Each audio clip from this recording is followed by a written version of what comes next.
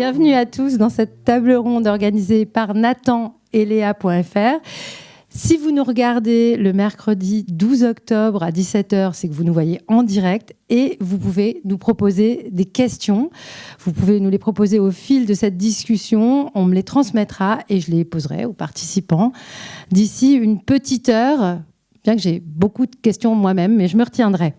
Nous allons parler d'un documentaire qui passera le 18 octobre sur France 2 en prime time et d'un livre, Grandes et petites histoires de l'école, du singulier au pluriel. Et je crois que ça définit un arc très, très important qui court tout le long de ce travail et du documentaire et du livre, du singulier et du pluriel, des histoires individuelles, personnelles, pleines d'émotions, et puis une grande histoire qui est tout aussi pleine d'émotions, qui crée du lien, mais aussi des débats, parfois même du conflit. Dans ce travail, il y a beaucoup de témoins, et c'est un vrai bonheur de les entendre, un mélange de personnalités qu'on connaît, qu'on reconnaît, et puis des anonymes, des gens qui travaillent dans l'éducation, et puis d'anciens élèves, ce que nous sommes tous.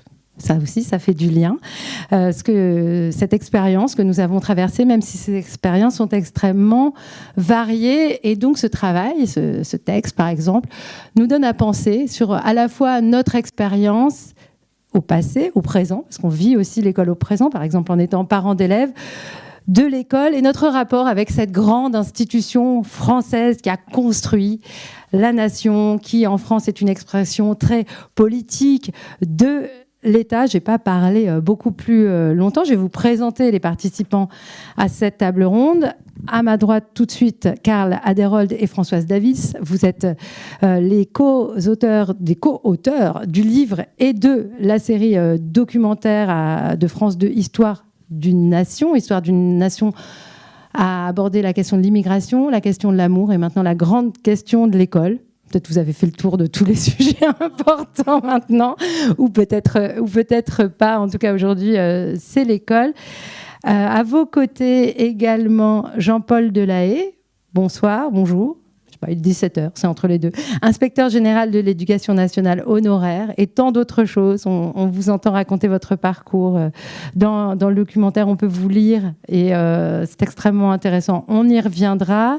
À vos côtés, une enseignante, Estelle Brénéol. Merci d'être avec nous aujourd'hui. Vous enseignez les lettres et l'histoire-géographie en lycée professionnel, parce qu'en lycée pro, on enseigne les deux. Vous êtes également formatrice. C'est important de parler du lycée professionnel. Et à l'extrémité de ce qui n'est pas une table ronde, mais un randonnion, nous avons Edoui Plenel. Vous êtes journaliste, j'aime bien comme présentation, c'est modeste, c'est pas trop compliqué. Vous avez suivi les questions scolaires, on va également en parler. Vous êtes auteur en particulier d'un ouvrage intitulé La République inachevée, qui parle d'éducation et d'école. Mais tout d'abord, première question, parce que aujourd'hui, on va parler beaucoup de ce livre donc, qui est publié chez Nathan. Pourquoi passer du documentaire à une forme écrite qui est forcément un peu plus déliée, un peu plus expliquée, un peu plus longue? Quelle était pour vous la plus-value de la version écrite, de la version à lire de ce travail? Qui veut commencer? Karl ou Françoise? Françoise. C'est la question d'être le mot média, moi j'aime bien, quoi. Donc nous on est vraiment média au sens noble. Et donc du coup, nous, qu'est-ce qu'on a fait? On a pour construire ce projet sur l'histoire et puis la nation, on a d'abord beaucoup Karl et un peu moi travaillé sur les livres d'histoire, donc l'histoire de l'école. Et puis on s'est appuyé sur on a beaucoup interrogé Jean-Yves Rochex, qui est là, qui est chercheur en sciences de l'éducation, et puis on lui a posé plein de questions sur qu'est-ce que c'était que le projet de Ferry, qu'est-ce que c'était que le projet de Jean Zay, comment on peut résumer le plan Langevin-Wallon en 2 phrases et que ça soit juste. Et puis voilà, donc on a passé beaucoup de temps avec lui. Moi j'ai beaucoup discuté avec Annick Davis, qui est pas seulement ma mère, mais qui est aussi qui a une expérience de dizaines d'années d'enseignement et puis de recherche aussi sur la question de comment les enfants, les filles, les garçons, les élèves apprennent. Et puis aussi, on a été voir des témoins, beaucoup de témoins, comme vous l'avez dit, Et on les a interrogés des heures et des heures. Ouais. Donc des heures et des heures, ça se met pas dans un film. Par contre, ça permet de faire un champ commun, en tout cas une histoire commune. Et c'était ça notre objet, c'est d'arriver à faire une histoire commune, une histoire en effet qui dise que la grande histoire, elle influe sur nos destins. Et l'école, c'est quand même la question du destin de chacun. Et puis en retour, qu'on a des choses à dire chacun sur l'histoire générale. Et donc ça, c'est une matière fabuleuse qui évidemment ne se résume pas à un film. Le film a l'avantage d'être dynamique, de, encore une fois, faire du commun, c'est-à-dire d'être regardé tous ensemble et que tout le monde peut comprendre. Et puis c'est pour ça que c'est en prime time et que c'est très important que ça soit en prime time, c'est-à-dire qu'on partage une histoire commune qui n'est pas forcément la belle histoire qu'on raconte de ci, de là, qui est une histoire aussi brutale et... Enfin, fait d'émancipation et de brutalité, quoi. Donc voilà. Et le livre, ça permet de se poser. C'est pas non plus une thèse. On n'a pas les 5 heures avec Edoui, les 5 heures avec Estelle, plus que ça avec Jean-Paul. Donc on n'a pas tout ça, mais enfin on a quand même le temps de raconter, d'approfondir plus, de mettre plus leurs interventions, plus les anecdotes, et puis d'évoquer, de pointer sur des sujets. Faire des films, c'est rarement, c'est linéaire, un film. On le regarde de la minute 0 à la minute 60. On ne peut pas revenir en arrière, quoi. Un livre, ça se feuillette, ça se lit le chapitre qu'on veut. Donc voilà, c'est pas le même rapport à la compréhension. Donc les deux sont essentiels, quoi, pour nous. Oui, tout à fait. Et puis je voudrais juste rajouter sur la démarche. Dans le documentaire, c'était une démarche essentiellement chronologique pour essayer de comprendre comment on arrive à aujourd'hui. Ou là, dans l'ouvrage, dans le livre, c'était plutôt l'idée d'aller-retour vis-à-vis de l'histoire qui permettent de comprendre les débats de l'école aujourd'hui et éventuellement aussi, en s'appuyant sur cette histoire, de comprendre, d'avoir des perspectives d'avenir. Alors, Edoui Plenel, chers collègues, vous avez été journaliste éducation, je l'ai dit. Vous témoignez également dans ce documentaire et dans le livre. C'est extrêmement intéressant. Vous parlez de l'histoire de votre père et on va y revenir. Mais peut-être votre regard d'ancien spécialiste ou toujours spécialiste, c'est comme vous voulez, sur ce travail qui est un travail de synthèse que je trouve assez impressionnant sur l'histoire de l'école et notre rapport à cette histoire. Merci. Le film, comme le livre, et comme vous venez de le dire, le livre, de manière qui délie un peu plus, c'est-à-dire le film, on suit votre récit. Pour moi, c'est un événement formidable, en ce sens que c'est, dans cette époque, un plaidoyer en réhabilitation, en défense de l'école pour tous, au sens de l'école dont le moteur, c'est l'égalité. Et la promesse de la République, c'est l'égalité, sans distinction d'origine, de condition, d'apparence, de croyance, et que c'est comme ça que se fait l'émancipation dans ce mouvement-là. Et je trouve que c'est ça qui est le propos, au fond, du film. Dans le cas du film, avec sans doute un peu d'idéalisation, où on retrouve forcément ce qui étaient les titres du journal du grand syndicat des instituteurs, l'école libératrice, où on disait l'école émancipée. Bon, il y a ça qui est là, voilà, et à travers les personnes. Et je crois, voilà, moi, je trouve que de ce point de vue, dans ce qu'on a vécu par rapport à ces dernières décennies, où il faut le dire très clairement, y compris d'en haut, dans le discours politique, ou dans le discours médiatique, évidemment, notre profession est très concernée, avec souvent d'ailleurs des jugements émis par des gens qui ont fait des écoles préparatoires, qui se sont retrouvés à enseigner, et qui ont détesté enseigner, qui ont enseigné qu'un an, et qui du coup disent tout le mal qu'ils pensent de l'école, alors que c'est un superbe métier, et très difficile métier. Et je trouve que, pourquoi j'insiste là-dessus, c'est que moi, ayant arrêté de faire ça au début des années 80, dans une époque dont vous parlez formidablement bien, qui est ce moment où, autour du ministère Savary, il y a eu quelque chose qui a une espérance qui est née. Et après, il y a eu vraiment d'en haut une sorte de discours de discrédit sur l'école, de discrédit qui ruisselait, c'est une sorte de ruissellement négatif. Et donc pour moi, le symbole a été ce ministre Claude Allègre, qui illustrait ça, qui illustrait cette sorte de symbole de mépris pour moi du métier d'enseignant. Et voilà. Donc pour moi, de ce point de vue, c'est une superbe bonne action. Voilà. C'est important de reconstituer comme ça des moments pivots de l'histoire de l'école. Évidemment, les années 80 avec le bac professionnel, les conflits autour de l'école dite libre, donc, la loi Savary qui est pas passée, et puis une critique émanant des intellectuels. Je resitue un peu le débat d'intellectuels sur l'école. On se souvient de l'école de Jean-Claude Milner, un livre très très négatif sur finalement l'école pour tous aussi, et ça c'est restitué, je trouve, de manière très accessible et peut-être plus accessible que ce que je viens de faire dans le livre et le documentaire. Je voulais parler de la manière dont vous tracez, et je trouve extrêmement bien, l'histoire individuelle et la grande histoire. On va parler à Estelle Brennel, qui est enseignante. Donc vous, c'est l'histoire de votre vie. Vous êtes enseignante. Oui. Vous faites partie de l'éducation nationale et de l'école. C'est aussi une histoire dans votre famille d'accéder à une scolarisation plus longue, en Bretagne, en plus, avec les questions de langue et tout. Est-ce que vous vous sentez comme ça, un élément de cette grande histoire, et comment ça vous parle, vous, à titre personnel, singulier, individuel ? Alors, est-ce que je me sens pas vraiment, mais en le regardant peut-être un peu plus, effectivement, vous avez raison de dire, moi, je crois que l'école, j'ai grandi sur les bancs de l'école, je continue sur les bancs de l'école, et j'ai envie d'y passer une bonne partie de ma carrière, voire toute ma carrière. Et oui, ça résonne en moi, parce que ce que j'ai trouvé vraiment très intéressant dans le documentaire, c'est cette capacité à lier l'intime de ce que moi j'ai vécu, et de ce que je vais retrouver dans le témoignage des autres. Et ce qu'il y a vraiment d'intéressant et de vraiment très bien écrit et réalisé, c'est cette capacité, cette chose vraiment très intéressante de se retrouver dans quasiment tous les témoignages et de se dire que ces situations, on les connaît, on les a vécues. Il y a des acteurs qui me font penser à des élèves. Il y a des témoignages qui sont vraiment époustouflants.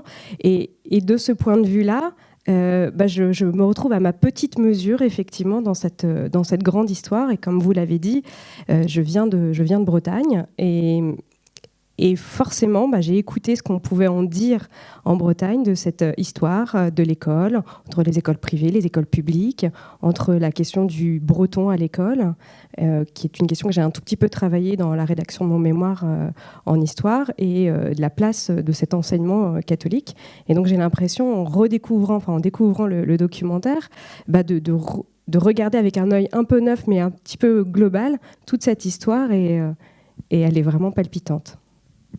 Alors, on l'a dit, vous avez travaillé avec des spécialistes de l'éducation. Il y a une certaine scientificité, mais beaucoup, qui est pas du tout absente, mais finalement qui est un arrière-plan, parce que ce qu'on entend surtout, ce sont ces témoignages. Alors, vous parlez de gens qui vous font penser à des élèves. Moi, j'ai bien noté le témoignage de Franck Gastambide, qui est aujourd'hui réalisateur, qui est un ancien très mauvais élève, c'est lui qui le dit.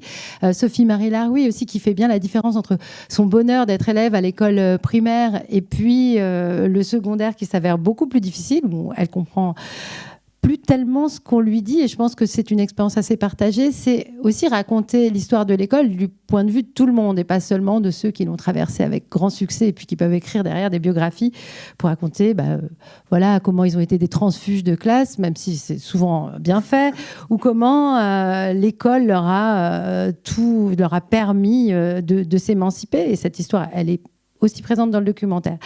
On parlait d'intime et de politique. L'intime est politique, c'est ce que disent les féministes, mais ça s'applique très bien à votre documentaire. Jean-Paul Delahaye, dans ce livre, ce qui est raconté aussi, c'est que l'éducation, c'est une grande conquête sociale. Et ça, c'est aussi votre histoire. Vous l'avez racontée dans ce livre. Alors, vous avez eu la gentillesse de l'apporter aujourd'hui, Exception consolante, édition de la librairie du Labyrinthe. Alors, c'est un peu la concurrence pour Nathan, mais je vous conseille aussi chaleureusement cette lecture. On en avait déjà parlé ensemble.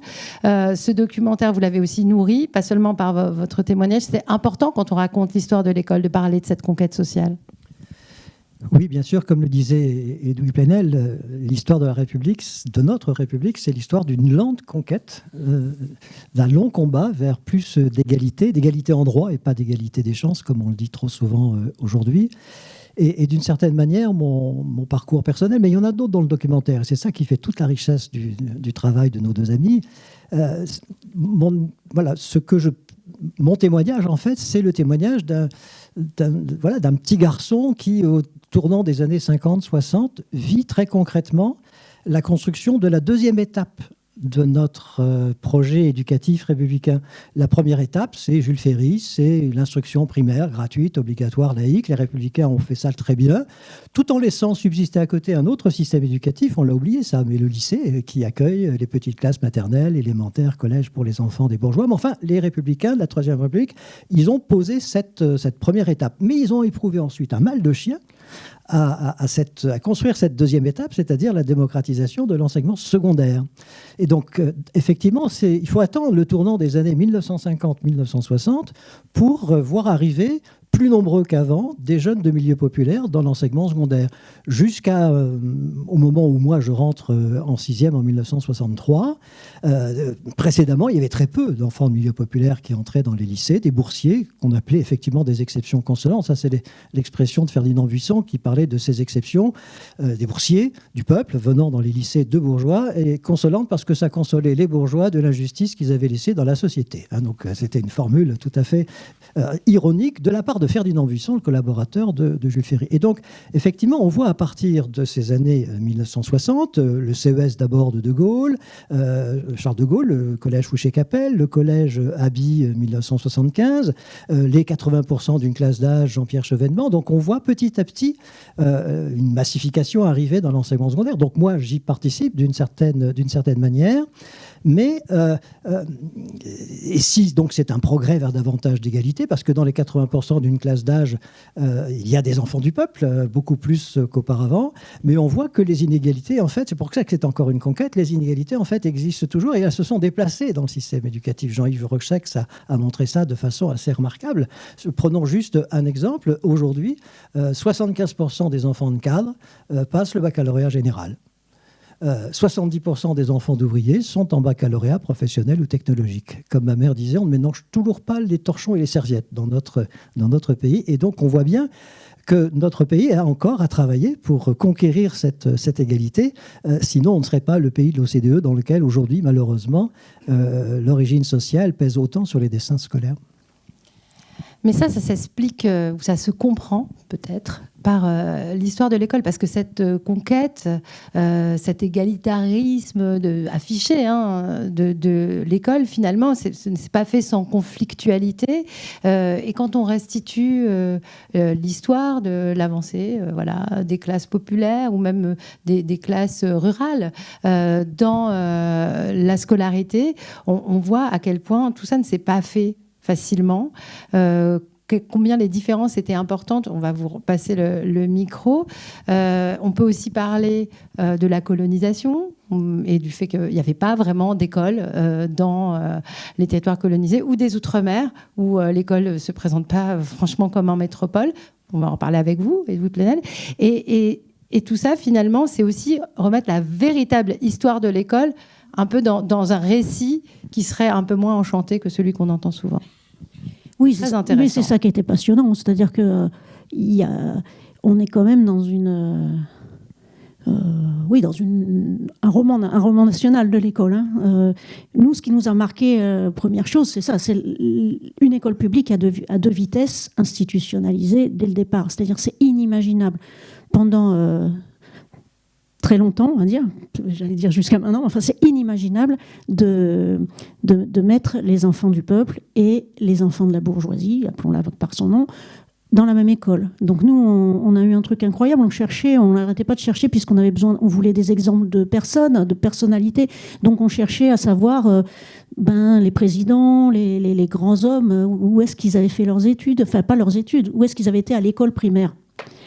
Et en fait, c'est là où on s'est aperçu qu'ils n'étaient pas allés à l'école primaire, puisqu'on allait au lycée tout de suite, et au lycée public, payant, et jamais dans l'école publique. Et jusqu'à maintenant, enfin l'école publique, si c'était une école publique, ça pouvait être une école publique, mais elle était payante. Donc il y avait quelques milliers d'enfants qui allaient dans une école spéciale, et ça dure en effet jusqu'après la guerre où c'est interdit, mais pas arrêté. C'est ça qui est génial, c'est que même quand ça a été interdit, ça ne s'est pas arrêté. Et donc et ce qui reste de ça, on l'a vu nous en cherchant les témoins, c'est que nous on cherchait des gens pour témoigner qu'ils étaient allés dans cette école d'élite de génération en génération. Or, la plupart nous disaient mais non, c'est pas parce que mes parents sont allés dans la même école, mes grands-parents sont allés dans la même école que je suis à Henri IV, c'est parce que je suis bon et que j'ai beaucoup travaillé. Et donc, il y a quand même un déni qui continue à exister de quelque chose qui serait du domaine de l'effort, du mérite, etc., avec quelques exceptions consolantes qui, eux, travaillent, et tous les autres, je ne sais pas. Alors nous, on a demandé donc, à Jean-Yves pourquoi donc, les autres n'y arrivaient pas, est-ce qu'ils étaient tous feignants. Et voilà, c'est ça l'histoire de l'école, c'est que et les parents d'abord, et les enfants ensuite, assez vite, entre les deux guerres, les parents, ils ont eu envie que le destin de leur enfant soit meilleur, quoi. Et c'est ça qui a porté le côté émancipateur de l'école française, qui n'était pas faite pour ça. Enfin, elle était faite vraiment pour apprendre. Et dans cette école-là, jusqu'à aujourd'hui, il y a une part... on ne peut pas séparer, ce qui est dur à faire dans un film d'ailleurs, c'est contradictoire. L'école, c'est l'endroit où on apprend l'inégalité, c'est là où on peut s'émanciper. Et on ne peut pas séparer les deux, quoi. Et du coup, c'est cette histoire-là que nous on raconte. Et c'est pas ça qu'on raconte en règle générale sur l'école, puisque même nous, dans les mots, on dit ça a été et puis maintenant. Mais non, l'école est un endroit où on apprend où se forgent les inégalités. Et alors dans les colonies, c'est puissance 10. C'est-à-dire que les colonies, c'est un endroit où ils n'apprenaient pas trop, nos ancêtres les Gaulois, parce que pour ça, il faut faire de l'histoire, et ils ne faisaient pas d'histoire. Ils n'allaient pas à l'école, d'abord. Et quand ils allaient à l'école, c'était l'école pour les indigènes, et c'est une école où on apprenait un français utile, c'est-à-dire comprendre les ordres des colonisateurs avec les quelques mots. Et puis, c'était une bagarre pour aller à l'école des Blancs, même l'école communale des Blancs. Et puis, donc ceux qui sont... Il y a eu cette bagarre de l'émancipation, et du coup, beaucoup de dirigeants des luttes anticoloniales ont été au lycée français. Et alors, nous, on a voulu nous faire dire que le lycée français avait permis... Non, le lycée français, il n'a rien permis du tout. Mais par contre, il y a des colonisés qui ont réussi, grâce au lycée français, à s'émanciper et à même porter une émancipation collective, quoi. Voilà, l'école. Nous, l'histoire de l'école qu'on raconte, c'est celle-là. Voilà. Donc c'est une histoire un peu violente, ni négative ni positive, mais de vie, quoi, de bagarre. Je veux juste ajouter que moi, je connaissais vraiment rien à l'école avant de faire ce film, avant de travailler dessus. Et pour moi, ça a été vraiment un choc. J'étais un peu dans le mythe de l'école de la Troisième République, où il n'y a plus de classe sociale, tous les enfants portent la même blouse et se fondent dans la classe. De découvrir que dès le départ, dans le projet républicain, il y avait une école à deux vitesses. Ça a été pour moi vraiment une découverte importante, parce que tout d'un coup, ce projet républicain affiché, il n'était pas en phase avec la réalité. Et ce qui est intéressant, c'est de voir que, quelles que soient les époques, à chaque fois qu'on ouvre l'école à un monde de manière un peu plus large, à chaque fois, on entend les cris d'orfraie de ça va faire baisser le niveau. Et donc il y a vraiment une espèce de citadelle à prendre à chaque fois, avec cette idée que plus on ouvre, plus on fait baisser le niveau. Et en même temps, il y a une espèce de fermeture qui se déplace. C'est-à-dire que, par exemple, quand on fait le bac à 80% d'une classe d'âge, c'est le moment où le numerus clausus, par exemple, dans les études de médecine, se renforce très durement et ferme les portes à beaucoup de candidats. Donc il y a toujours ce combat qui existe et qui est à mener. Et effectivement, c'est pas forcément la belle histoire de l'école, mais c'est pas non plus comment dirais-je, l'histoire du grand complot, etc. Je veux dire, c'est vraiment une histoire de l'école dynamique, c'est-à-dire où il reste à conquérir. Et si je puis me permettre, moi, ce que je trouve très intéressant, c'est qu'à travers les témoignages, on voit que les gens s'approprient aussi cette histoire, qu'elle soit plus ou moins heureuse. C'est-à-dire que tous les gens ne sont pas en situation de réussite sociale exceptionnelle, mais on voit qu'il y a une grande réflexion de la part de vos témoins sur l'école. Et pour moi, c'est ce qui fait que le documentaire n'est absolument pas triste, et le livre non plus. C'est que, au contraire, on voit des gens agissant, pensant, et qui font quelque chose de ces réussites ou de ces plus ou moins échecs scolaires. J'aime pas trop l'expression. Alors, j'ai vraiment une question que je me suis posée à la fois en regardant les films et en lisant le livre. Comment vous avez fait pour prendre des témoignages d'aujourd'hui pour illustrer l'histoire de l'école à 150 ans, 100 ans de distance, parce que voilà, c'est une histoire qui démarre vraiment au 19e siècle. Alors comment on tresse un peu ces témoignages très anciens et cette actualité, ces témoignages très récents et cette histoire de l'école? Ça c'est le travail avec Jean-Yves nous a beaucoup permis ça, c'est-à-dire que l'école, en fait, ça, c'est une des questions qui est soulevée beaucoup dans le bouquin. Pour qu'elle soit égalitaire, il faut qu'elle change. Et ça ne veut pas dire qu'on veut moins d'école, c'est qu'on en veut plus, puisqu'il faut qu'elle change. C'est-à-dire que ce que racontent les témoins, c'est vraiment ce qu'ils ont vécu de l'école, ce qu'ils y ont appris, parce qu'on prend forcément quelque chose à l'école. Et maintenant, alors 80% d'une classe d'âge qui va au bac, ça veut dire qu'ils en apprennent beaucoup. Et ce qu'ils ont appris, ce qu'ils ont vécu en souffrance ou en bonheur, c'est des choses qui permettent de comprendre. Et puis ce qu'ont fait les enseignants aussi. Hein. Par exemple, on prend c'est Sofiane Djellal, qui est un prof de maths de Cergy-Pontoise, qui raconte ce qu'est Freinet, à quoi sert Freinet, par exemple. Sofiane, il a 40 ans, mais quand il en parle, on comprend Freinet. Enfin, voilà, parce qu'il y a une mise en commun d'une expérience qui est son expérience à lui, de gars qui a grandi à Cergy, qui est un garçon qui a grandi dans une cité de Cergy et qui adore les maths et qui raconte comment dans la vie de tous les jours des milieux populaires, être collectif, c'est une expérience de tous les jours. Et que cette expérience-là, si on l'utilise en classe, eh bien, on fait une classe avec une expérience collective et on apprend autrement. Et ça, il le dit lui avec son expérience, et c'est ce qui a aussi porté Freinet dans son expérience. Alors, il y a eu de la réaction très négative là-dessus aussi, en disant ouais, les bourgeois aussi, ils aident à faire la vaisselle à la maison. Mais c'est pas ça, quoi. Être collectif, c'est pas ça. Et être collectif, c'est vraiment une manière d'être qui est celle de la culture du monde du travail dont Freinet s'appuyait, et puis que Sofiane est le porteur maintenant, quoi.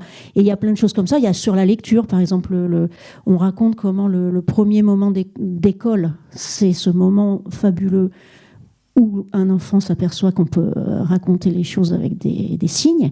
Et là, nous, on a mis exprès des gens de toutes les générations qui racontent ce moment-là, quoi, le moment où les lettres s'ordonnent. Et sauf Franck, qui s'en rappelle plus. Qui est dyslexique, voilà. et qui je m'en souviens pas du tout. Dyslexique et qui ne s'en rappelle absolument pas et qu'aurait bien aimé s'en souvenir, quoi. Voilà. Jean-Paul Delahaye. Oui, non, je voudrais revenir là-dessus. En fait, le film, il est aussi un formidable hommage rendu aux enseignants. Je crois que ça, il faut qu'on le dise, des enseignants qui n'ont pas toujours eu les moyens dont ils auraient eu la nécessité, mais qui se sont battus, qui ont été les combattants de cette démocratisation, même si elle est inachevée, d'une démocratisation tout de même dans notre système éducatif. Et ce qui s'est passé au collège est assez illustratif de nos difficultés à franchir ce pas supplémentaire vers la démocratisation. Il se trouve que le grand âge que j'ai fait que moi, j'ai enseigné en collège. Avant le collège Abi, j'ai connu donc le collège Fouché-Capelle en 73, je commence ma carrière, et après je connais le collège Abi. Qu'est-ce qui s'est passé ? On a mis beaucoup de temps dans notre pays à construire cette école moyenne.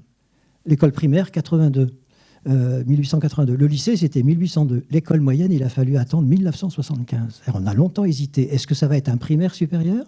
Est-ce que ça va être un secondaire inférieur ? Et donc en 1975, ça c'est sous Giscard d'Estaing, on décide de rassembler dans des classes hétérogènes des élèves qui auparavant étaient dans 3 filières différentes. Et on pouvait penser que ces nouvelles classes de 1975 allaient être parfaitement hétérogènes et qu'on allait faire du commun pour tous les enfants. Eh bien non, il y a eu des résistances. Et en fait, ce que l'on a fait à partir de 1975, c'est construire un collège unique, mais sur le modèle unique de ce qu'était avant le petit lycée. Donc ça veut dire que la moitié des collégiens déjà en 1975 pénètrent dans un collège qui n'a pas été pensé pour eux, qui a été pensé pour d'autres. Et donc, hommage aux enseignants qui, depuis 1975, ne cessent d'achever de construire ce collège unique avec beaucoup de difficultés parce que les savoirs retenus au collège aujourd'hui sont des savoirs qui préparent à l'enseignement général.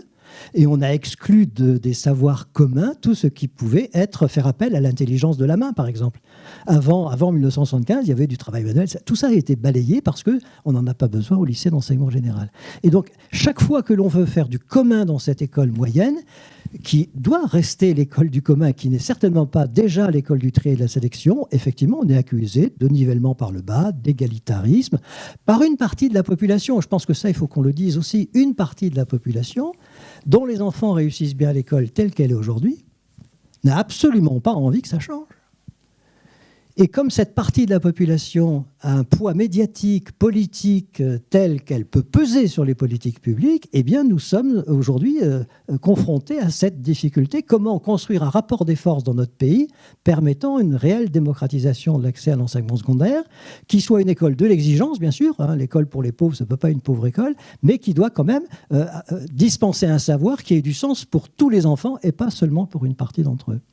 Alors, je dois préciser que dans le livre, comme dans le documentaire, on parle de l'apprentissage technique, on parle du lycée professionnel, on parle aussi des formations professionnelles dans les entreprises qui ont été des écoles pour pas mal de gens, par exemple à la SNCF ou dans les mines, des formations payées, par exemple, qui ont permis aussi une forme d'émancipation par le travail. Ce qui est intéressant, c'est que c'est vraiment à 360. C'est beaucoup d'histoires dans lesquelles on retrouve soit son histoire, des histoires de personnes de sa famille, de gens qu'on connaît, qui sont heureuses, douloureuses, mais en tout cas qu'on a traversées de manière hyper contrastée. Ça, je trouve que c'est une grande réussite de ce travail. Edoui Plenel, je voulais revenir avec vous sur un aspect qui m'a beaucoup intéressée. Alors, c'est une histoire que je connaissais un petit peu, celle de votre père, et ça illustre très bien dans le documentaire, et de vous aussi, parce que vous étiez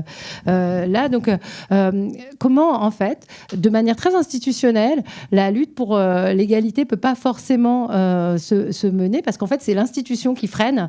Et donc là, on parle des Antilles, en fait, on ne le sait pas toujours et on apprend plein de choses en lisant ce livre, mais vraiment plein de choses. L'école est d'ailleurs n'est pas exactement la même dans tous les territoires français. Je vais vous laisse raconter. Mais avant, je voudrais dire combien Jean-Paul Delahaye la parle d'or. Pour ça, j'ai ouvert le livre. C'est vraiment le propos du livre est ramassé à la page 206. Avec une citation je l'ai corné Jean-Paul aussi. Delahaye, c'est-à-dire il ne peut y avoir de république s'il n'y a pas du commun entre les citoyens. Il ne peut y avoir de république si, dès cette scolarité obligatoire, vous avez partagé, divisé, trié, sélectionné les enfants, essentiellement en raison de leur origine sociale. On ne fait pas république quand on ne scolarise pas ensemble les enfants. Alors, c'est tout à fait la question que je ne sais pas si France 2 a prévu ça, parce qu'il faudrait faire un dossier de l'écran. La force du film, qui est un film dialectique. On a des bonnes références des années 80. Non, mais je rigole, c'est pas chacun fait son. Comment dire, la force du film, c'est qu'il est dialectique, c'est-à-dire qu'il y a cet horizon de l'école émancipatrice ou libératrice, et comme on veut, et évidemment, donc, toutes ces tensions. Mais cet horizon-là, cette promesse est là. Hein, et donc, on voit bien. Je dis ça parce que c'est vraiment un travail qui permet d'illustrer. Il y a une phrase qui devrait être au fronton de toutes les écoles de France. C'est dans Le Peuple de Michelet. Quelle est la première partie de la politique ? L'éducation. La seconde, il écrit la seconde, pas la deuxième, désolé. L'éducation. La troisième, l'éducation. C'est vraiment, on est au cœur de qu'est-ce que c'est qu'un projet politique du commun, c'est-à-dire en effet l'égalité en droit, qui permet de conquérir des droits, qui permet de défendre des droits et tout. La deuxième remarque, mais je n'oublie pas demande, c'est dans cette offensive qui est vraiment très présente depuis 4 décennies, je dirais, et qui accompagne toutes sortes d'autres phénomènes, de dévalorisation de l'école. Et vous avez très bien fait de citer ce livre de Jean-Claude Milner. Ça a accompagné une offensive très aristocratique, très théoriciste, de gens qui n'aiment pas enseigner, et dont je pense que le cheval de Troie est un peu épousé par Jean-Pierre Chevènement et son entourage, a été d'opposer le savoir à la pédagogie. Et de discréditer la pédagogie comme quelque chose qui on se fait plaisir, etc.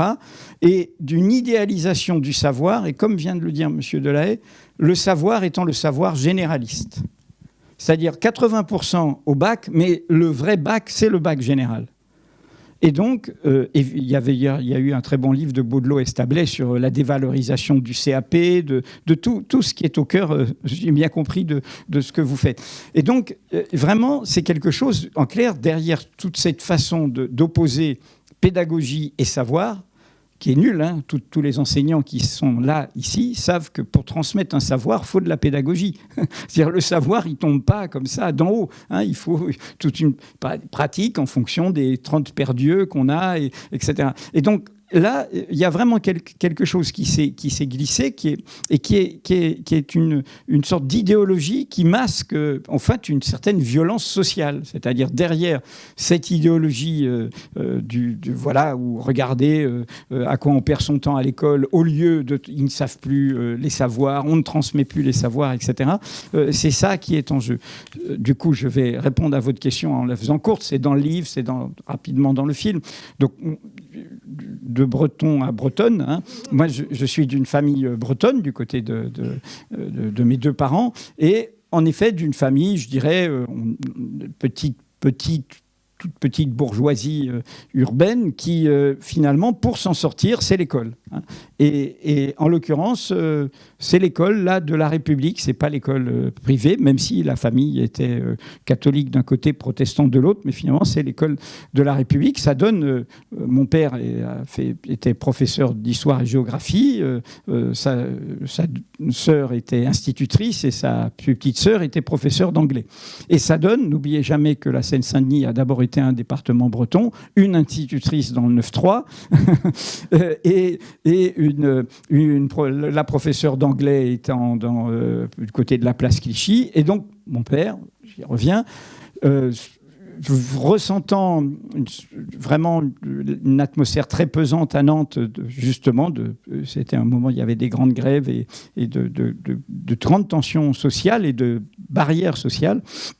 La France est encore un empire colonial et il est nommé inspecteur d'académie à la Martinique et il est le plus jeune inspecteur d'académie de tout l'empire français, donc la France comprise, très bien noté et prenant totalement au sérieux sa mission d'administrateur de l'éducation dans un territoire de conquête. Il y a encore de l'analphabétisme, il y a des gens qui ne vont pas à l'école et donc c'est formidable parce qu'il y a de quoi faire et il va s'emparer de ça et on est au cœur de ce que je voulais dire sur savoir et pédagogie, la découverte d'une école où on enseigne qui a 4 saisons, où il y a des images de manuels scolaires avec de la neige, où on est dans un autre, il y a de la montagne, voilà, c'est pas besoin de dire nos ancêtres les Gaulois, l'univers qui est proposé est un univers qui n'a rien à voir avec l'univers vécu. Et donc, une de ces dernières réalisations sera de faire les premiers manuels scolaires qui seront faits avec des images, on parle des cyclones, où on parle des tremblements de terre et où on parle de l'histoire des Caraïbes, etc. Et pour revenir à la chronologie, c'est des manuels scolaires qui ne sortiront qu'au début des années 60. Donc, juste avant. Et donc, l'histoire, ensuite, et la suivante, c'est que la minorité dans un système colonial, ça a bougé depuis, mais qui n'a rien à voir avec ce que sont...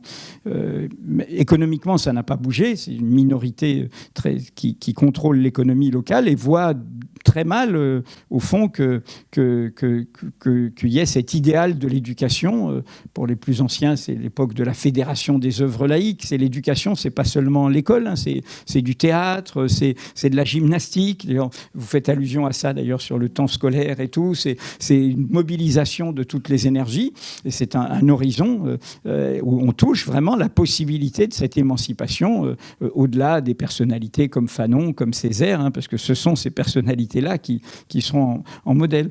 Et donc, ça se traduira par le fait que ce vice-recteur s'opposera, sera sanctionné parce que, en fait, des collégiens vont être... c'est une histoire assez émouvante, c'est-à-dire qu'il y a des émeutes sur un incident raciste, il y a une répression, et les répressions, même si en France, on a depuis appris les mains arrachées et les yeux éborgnés, mais dans les situations coloniales, on tue quand même, et c'est souvent ce qui s'est passé, y compris en Nouvelle-Calédonie dans la période plus récente.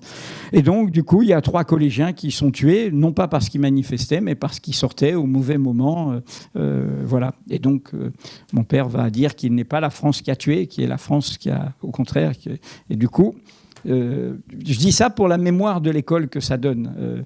Quand je suis revenu 10 ans après avoir quitté ce pays, qui est mon pays d'enfance, j'ai rencontré des institutrices qui avaient la photo de ce vice-recteur, c'est comme ça qu'on appelait, dans le placard de leur salle d'école. Parce que c'était le mythe Schellcher, le mythe, voilà, c'est-à-dire c'était celui qui est du côté de l'émancipation, y compris avec l'idée de l'émancipation de l'esclavage. Voilà. Et du coup, merci d'avoir permis d'évoquer cette histoire. Il y a une école, alors si France 2 a donné plus de moyens, il y a une belle école populaire au flanc de la montagne Pelée, quand on monte depuis Fort-de-France et la Trace, au quartier Font-Marie, donc sur la commune du Morne-Rouge, et qui est l'école Alain Plenel. Ça fait partie des histoires que ce livre nous donne à connaître, qui sont extrêmement émouvantes. C'est aussi très émouvant quand vous le racontez maintenant. J'ai oublié de dire juste par rapport à notre ami qui est là, c'est-à-dire que le lien avec la Bretagne, c'est-à-dire que si oui. Il faut toujours parler du lien avec la Bretagne. Pas un lien, non, c'était il avait fait des conférences au théâtre municipal sur la folklorisation en Bretagne et la folklorisation aux Antilles pour créer des hiérarchies de culture, c'est-à-dire au contraire. Et donc, il y avait cette idée, je suis d'une culture minoritaire qui a été dominée, je ne le transforme pas en ressentiment, au contraire, je le transforme en solidarité avec d'autres cultures. Et donc, cet homme qui parlait breton, et qui du coup apprenait le créole là aussi, voilà, il y a cette idée-là, et ce refus, c'est très fort d'avoir dit tout à l'heure l'idée que le collège unique devait être au fond la norme unique des dominants, et non pas le pluriel qui permet aux dominés de s'échapper, de bouger, de s'en sortir. Voilà. Pardon, j'ai été un peu long. Mais vous m'offrez une excellente transition et je vous remercie pour ça. Vous allez voir. L'école, c'est une institution extrêmement normative et hiérarchisée. Avoir un bac général, ce serait mieux qu'avoir un bac professionnel. Aller de toute façon le plus loin possible dans ses études, évidemment, c'est perçu comme l'objectif de la scolarité, mais presque dès le début, dès l'entrée en maternelle. Alors, il y a toute une très belle appropriation de cette ambition par les parents, mais il y a aussi l'idée que si on ne réussit pas, ou si on ne réussit pas autant que on l'aurait imaginé, autant que l'idéal nous le donne à voir, on a raté quelque chose. Et ça, c'est une discussion extrêmement contemporaine. Donc, Estelle Brenéol, c'est comment, avec vos élèves, vous parlez. On sait aussi que le lycée professionnel, c'est un lycée où on peut se retaper sa confiance en soi, la reconstruire en faisant autre chose avec l'école et autre chose de l'école pour les enfants. Comment vous en parlez? Les enfants, les ados, ils sont grands, il ne faut pas leur dire que ce sont des enfants. Comment vous en parlez avec eux? Ça reste quand même mes papillons. C'est une jolie métaphore des petites chenilles qui deviennent... Enfin voilà. Ce qui a été dit tout à l'heure est très intéressant sur le choix qui amène les élèves à venir au lycée professionnel. Et souvent, ce choix, ce n'est pas un choix de filière et d'orientation. C'est un choix qui est lié à leur origine sociale, et on l'a dit. Mais Mais justement, ce qu'il y a d'intéressant avec le lycée professionnel, c'est d'arriver à accueillir ces élèves qui ont des parcours un peu chaotiques, souvent très chaotiques, qui viennent de différentes sections. On pourrait parler du LYS, du PE2A, on pourrait parler de beaucoup de choses. Et ces élèves qui forment un tout un peu hétérogène dans la classe, il faut arriver à leur redonner confiance aussi. Et conscience aussi, c'est pas mal. On peut juste dire Ulysse et UPE2A, ce sont... Oui, alors en fait, c'est tout ce qui concerne les élèves avec un handicap ou bien des élèves arrivant en France, donc allophones, et qui sont dans des classes qui leur permettent ensuite d'intégrer des sections plutôt en lycée professionnel plutôt qu'au lycée général. Mais voilà. Et donc, ce travail d'inclusion de tous ces élèves, c'est ce qui est permis par ces enseignants de lycée professionnel, tous les collègues avec lesquels je travaille et dans lesquels je me suis reconnue dans les témoignages d'autres collègues. Et c'est peut-être la question que vous me posiez, c'est comment on y arrive. Je dirais que la première question va faire le lien, ma première réponse va faire le lien avec ce que disait Monsieur Plenel, à savoir la distinction entre la pédagogie et puis le savoir, donc cette didactique entre le savoir savant et le savoir enseigné, comment on va réussir à les intéresser, moi, pour ma matière, à faire ce que j'appelle de l'histoire incarnée, comment les rendre intéressés par ce qu'est réellement l'histoire, en tout cas selon moi. C'est aussi un autre travail autour de... une davantage mise en activité des élèves pour les rendre acteurs de leur formation, qu'ils fassent beaucoup plus d'activités, ce que certains pourraient appeler de la pédagogie au sens assez négatif du terme. Moi, je trouve qu'au contraire, toutes ces activités qui ont un aspect un peu ludique par ailleurs, rendent des élèves beaucoup plus performants, beaucoup plus fiers d'eux et surtout très fiers de leurs notes. Et comme le disent Françoise et Karl dans le livre, je crois que je pourrais parler de mes élèves pendant des heures et parler de leur réussite et de voir les yeux qui s'écarquillent quand ils ont compris quelque chose qu'on a essayé de leur expliquer pendant tout le collège et que tout d'un coup ça percute. Mais c'est juste la plus belle chose qui puisse nous arriver. Et ça, ce qui est super, c'est quand les enseignants le racontent, et on l'a dit pour l'apprentissage de la lecture, quand les gens le racontent, j'ai vu des signes, c'était des lettres, c'était des mots, et j'ai pu lire par moi-même. On ne peut pas tout dire, de toute façon, on va pas. Voilà, il faut lire ce livre, il faut regarder ce documentaire.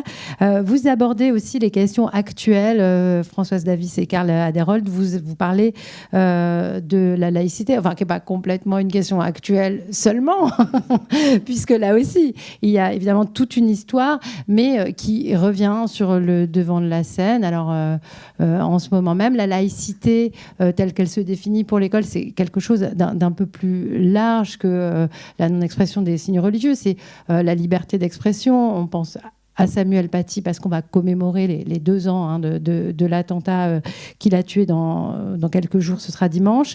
Mais ces questions, vous les amenez aussi dans l'histoire de l'école, elles sont importantes et vous parlez de l'affaire du foulard à Creil. Voilà, vous arrivez jusqu'à aujourd'hui. C'est plus développé dans le livre d'ailleurs. C'était important aussi de se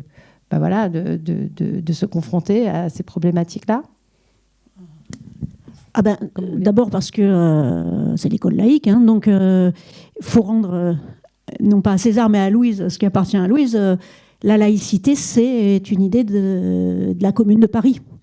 Et donc, il faut revenir à ça, c'est-à-dire que la laïcité, c'est pas une valeur, comme on dit là tout le temps, là, c'est un outil, et c'est un outil normalement qui a été une bagarre, qui a abouti à 1905, et est une bagarre avec des grandes craintes. C'est pour ça que Jaurès s'en est emparé, parce que elle était déjà utilisée pour fermer aussi la liberté d'expression et la liberté de conscience. Et que Jean Jaurès, qui avait quelques inquiétudes pour ce qui est de ses idées à lui, a défendu une laïcité ouverte qui permette aux religions, plutôt les catholiques, parce que les autres, on ne les a pas trop calculés, ni les juifs, ni les musulmans, mais en tout cas aux catholiques d'être reconnus dans leur foi et en même temps de mettre à distance. C'est une des seules fois, enfin il y a peu de citations dans le film, mais on la reprend aussi dans le livre, une des seules fois où on cite, je ne peux pas vous le citer par cœur, mais enfin Jaurès, il explique ce que c'est que la laïcité, enfin en tout cas à l'école, et qui est de la possibilité non pas de combattre les croyances, je vous le dis, mais de faire en sorte par une éducation où on découvre des choses, quoi, de petit à petit de juger de toutes les croyances et de faire son choix en gros. Et c'est ça qu'il propose. Et c'est une laïcité qui est un combat, et qui est un combat encore plus aujourd'hui, parce qu'on nous la présente comme une arme de guerre parfois, quoi, et c'est problématique. Et en même temps, dans les écoles, il y a des vraies questions qui se posent, parce que justement l'école, elle est liée à la société, et que du coup les enseignants et les élèves sont aux prises avec des difficultés énorme là-dessus, puisque au-dessus et autour, on l'utilise à toutes les sauces, quoi. Donc, on en raconte que de façon historique. Et je voulais revenir là-dessus sur le fait que c'est aussi, le jeu est aussi avec l'histoire sur ce dont on parlait sur le professionnel et sur l'école, le collège unique. Parce que dans l'histoire, on a des outils, passionnants pour voir ce que pourrait être l'école quand on parle d'une école qui soit une école de l'égalité. C'est-à-dire qu'il y a eu des mouvements là-dessus. Vous pouvez faire un truc simple, c'est regarder la page Wikipédia du plan Langevin-Wallon. C'est pas très fatigant, mais franchement, il y a rien que ça, rien que ce texte-là, il y a une proposition incroyable de faire une école pour tous. Au lendemain de la Seconde Guerre mondiale. Pas simplement de dire les professionnels, ils ont le droit aussi quand même de s'épanouir. C'est pas ça, c'est d'arrêter qu'il y ait des professionnels, parce qu'on est tous, enfin, je veux dire, les enfants ont titre à devenir tous des professionnels. Et donc dans l'histoire, il y a le travail des pédagogues qui est passionnant, pour justement essayer jusqu'à l'expérience des ZEP, essayer de comprendre, non pas de classer les bons et les mauvais, mais de savoir comment ils apprennent, comment ils comprennent. Qu'est-ce qui va faire qu'ils comprennent, qu'est-ce qui va faire qu'ils apprennent, qui est la question même de la pédagogie. Et puis après, il y a des constructions, il y a au Front populaire, Jean Zay qui essaye de faire ce qu'il appelle l'orientation en plus, qui est de ne pas faire le lycée, mais de faire continuer déjà les enfants plus longtemps l'école, ce qui est quand même la première des choses, puisqu'ils arrêtaient à 13 ans, et puis aussi de faire des études et ça va être repris après par Vallon, et ça va être repris porté par beaucoup de gens, où la question du travail, c'est pas manuel, la question du travail, de la culture du travail et la culture de la transmission de la littérature, de la musique, etc., soit au même plan. C'est-à-dire qu'on apprenne enfin tous la culture, la culture, mais dans tous les sens. Et donc, c'est pas le professionnel d'un côté et le général de l'autre. Il y a qu'est-ce qu'on sait dans une société et qu'est-ce qu'on veut apprendre à nos enfants. Et ça, c'est une piste fabuleuse pour que tout le monde s'y retrouve. Et donc, quand on enferme le professionnel dans le professionnel, c'est dur. Mais il y a une résistance incroyable. Jean Zay, il n'a jamais pu faire passer son projet, alors qu'il a travaillé avec les enseignants et tout. Le plan Langevin-Wallon, il a servi à beaucoup de choses, mais il n'a pas été appliqué.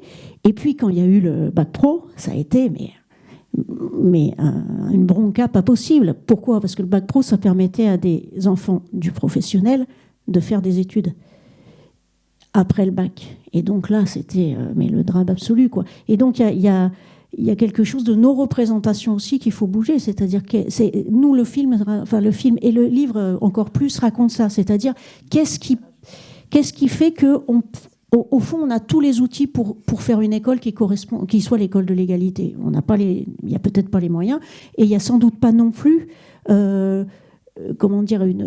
c'est un choix. Nous on finit comme ça, et le film et le livre, c'est-à-dire c'est un choix.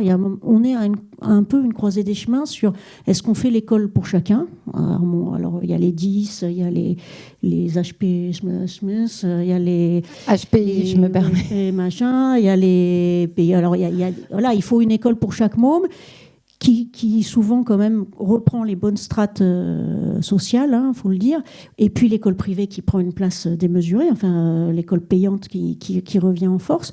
Ou est-ce qu'on se dit que l'école pour tous, c'est vraiment le projet qui va nous tenir debout ensemble, Et là, il y a plein de gens, enfin, dont les enseignants, mais aussi les chercheurs, mais aussi l'histoire qui nous permet de construire un projet vraiment ambitieux, quoi. Enfin, on peut le faire. C'est pas un rêve, quoi. C'est pas une utopie, c'est pas un désir. C'est quelque chose qui dans l'histoire, s'est construit, mais n'arrive pas à aboutir parce qu'il y a toujours un petit peu un barrage. Edoui Plenel. En écho à tout ça, et je disais d'ailleurs que puisqu'il y a l'histoire d'une nation, il faut faire les étudiants maintenant. Parce que les classes prépa, les facs, tout ça... C'est une conquête aussi, hein, le supérieur. Et toutes ces jeunesses étudiantes, etc. Enfin bon. Non, je voulais faire écho sur le premier point, sur la laïcité, puisque vous m'aviez posé la question un peu coloniale, hein, et de rappeler comment dans notre présent pèse... Parce qu'en 1905, il y a une religion qui est oubliée. Parce que, certes, il y a... engager un processus de laïcisation de la religion dominante et catholique, ça va donner la jeunesse ouvrière chrétienne, ça va donner... Voilà, chacun, tu peux avoir ta croyance, mais quand on discute, on discute de ce qu'on fait ensemble et de nos causes communes, etc. Mais donc, d'une certaine manière, l'événement de 1905, c'est aussi... Il faut toujours rappeler que c'est la loi de séparation des églises et de l'État. Donc, c'est aussi la reconnaissance, à l'époque où les églises étaient très fréquentées, des deux religions minoritaires, c'est-à-dire le judaïsme et le protestantisme. Mais il y a une troisième qui est oubliée à cause de la question coloniale. Je dis ça sur nos problèmes d'aujourd'hui, y compris qui empuantissent. Quel que soit, par ailleurs, il y a un totalitarisme qui se revendique de l'islam et qui a armé intellectuellement l'assassin de Samuel Paty. Mais ce qui empuantit ça, c'est que cette question coloniale, elle est dans notre présent parce que l'école, la laïcité n'avait pas affronté cette question. L'islam n'était pas présent, hein, les colonies n'étaient pas présentes. Et je dis ça parce que ils sont 4 parlementaires à mener, et ils mettent 2 ans et demi, 3 ans. Il y a donc évidemment Jaurès, il y a le Nantais, ça y est, tout d'un coup j'oublie son nom, qui va devenir Aristide Briand, qui venait de l'extrême gauche et qui sera un ministre des Affaires étrangères très longtemps. Et puis il y a Pressensé, qui fonde la Ligue des droits de l'homme. Et il y a Ferdinand Buisson. Et pourquoi je souligne ça, c'est que c'est un truc par rapport à nos débats d'aujourd'hui très repliés, où on pense, par exemple, on dit la France aurait inventé la laïcité. Mais il suffit d'aller lire le dictionnaire pédagogique de Ferdinand Buisson et la revue qui animait cette revue, James Guillaume, un ancien anarchiste de la Première Internationale, venu de Suisse. Et en fait, vous avez plein d'articles qui vous racontent que cette question de libérer l'école de l'égalité, du commun, des croyances imposées, etc., c'est des débats qu'il y a partout. Et il y a une rubrique internationale dans cette revue que lisaient les instituteurs, une rubrique internationale avec du comparatisme pédagogique permanent. Hein, donc je dis ça pour aller dans le sens de François, c'est-à-dire qu'il y a un bouillonnement, il y a un passé là qu'il faut faire remonter, qui a un bouillonnement qui est rafraîchissant par rapport à une bonne partie, je dirais surtout de notre débat médiatique. Et encore une fois, notre profession a une grande responsabilité dans ce débat, dans la nécrose de ce débat. Pardon. Mais l'histoire est pleine de ressources. Hein. C'est ce qu'on apprend, enfin ce qu'on comprend encore mieux en vous lisant et en regardant le documentaire. Jean-Paul Delahaye. Et juste pour rebondir là-dessus, en fait, on a complètement oublié la manière dont la laïcité est entrée dans notre école. Parce que les Républicains, ils ont fait les choses dans l'ordre. C'est d'abord l'école publique qui a été laïque, 1882. Et ils s'y sont pris d'une manière, mais qu'on a complètement oublié. La laïcisation des programmes, d'abord. C'était ça, évidemment, le nœud du problème. Et c'est un seul mot qui a tout changé. Avant Jules Ferry, c'était le programme d'instruction primaire comprend l'instruction morale et religieuse. C'était Guizot, 1833. Et en 1882, Jules Ferry, c'est instruction morale et civique. C'est un seul mot qui a tout changé. Il n'y a pas le mot laïcité dans la loi. Et il y a un débat terrible à la Chambre des députés et au Sénat, notamment entre deux grands républicains, Jules Ferry et Jules Simon. Jules Simon voulait absolument qu'on rentre Dieu dans la loi. Et Jules Ferry a dit pas du tout. Et donc, ils ont tenu bon. Sauf que, quelques semaines après, il fait écrire les programmes officiels qui sont dans le bulletin administratif de l'instruction publique par Ferdinand Buisson. Et qu'est-ce que l'on voit dans ces instructions de juillet 1882, dans le programme de morale du cours moyen, les devoirs envers Dieu. Buisson était protestant. Diable. Diable, si je puis dire. Les programmes envers Dieu. Pourquoi il fait ça? Eh bien, il a expliqué. Les Français sont très majoritairement catholiques à l'époque. On vote tous les 4 ans. Les Français sont des électeurs. Et donc, il ne faut pas heurter la conscience des citoyens. Et donc, on laisse les programmes, les devoirs envers Dieu jusqu'en 1923, plus de 40 ans. Pétain va les rétablir en 40 et ils disparaîtront évidemment après. Donc, fermeté dans le principe, progressivité dans la mise en œuvre. Ça, c'est la laïcisation des programmes. Ensuite, la laïcisation des locaux scolaires. C'est le jour de la semaine que l'on libère, le jeudi, vaqué, en outre du dimanche, pour que les citoyens qui le souhaitent donnent l'instruction religieuse aux enfants s'ils le souhaitent. Sauf qu'il y a des endroits, et donc le curé est hors de l'école. Il fait le catéchisme dans la paroisse, mais certainement plus à l'école. Laïcisation des locaux scolaires. Sauf que dans les internats de nos lycées, les enfants, les jeunes ne peuvent pas sortir. Donc là, c'est le curé qui va aller à eux. Progressivité, attention portée aux citoyens. Et donc, c'est l'origine de nos aumôneries. Et comme il y a des aumôniers à l'armée, dans les prisons, dans les hôpitaux, etc. Ensuite, laïcisation des personnels. Ça, c'est pas Jules Ferry, c'est René Goblet, c'est 1886. À partir de 1886, tous les personnels de l'école publique devront être des personnels laïcs. Et la loi Goblet dit que c'est dans un délai de 5 ans pour les hommes, rien sur les femmes. Parce qu'il n'y a pas assez d'institutrices laïques à disposition, et donc on a encore besoin des religieuses. Et donc pendant plusieurs années, on aura encore des religieuses dans nos écoles. Ce que je suis en train de vous dire, c'est que la République a été très ferme pour installer la laïcité à l'école, pour former des républicains, et la loi de 1905 ne s'expliquerait pas s'il n'y avait pas eu ce travail préalable de 1882, mais on prend beaucoup de précautions dans la mise en œuvre. C'est exactement ce qui se passe, je crois, aujourd'hui, ce que nous devons faire aujourd'hui. Les programmes, les locaux, les personnels, je n'ai pas encore parlé des élèves. Ça, c'est 2004. C'est la loi de 2004 qui dit que quand on vient à l'école, on ne porte pas un signe ostensible d'appartenance religieuse. Et avec le souci du dialogue avec les familles pour qu'ils comprennent la raison de cette introduction dans nos règlements intérieurs. Donc voilà, on a oublié la manière dont ça s'est fait.